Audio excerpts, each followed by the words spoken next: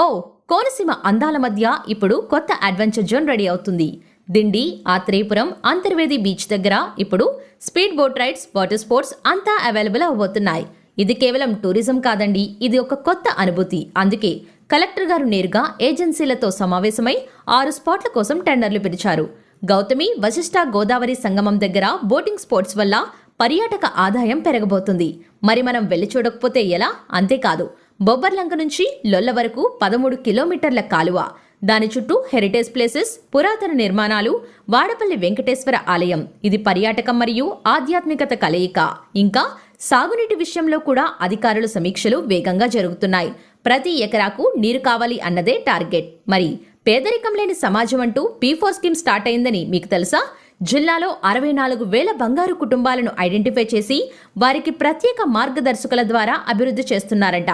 వీటిలో మీకు most interesting part ఏది అనిపించింది? వాటర్ స్పోర్ట్స్, ఆలయ యాత్ర లేక P4 స్కీమ్?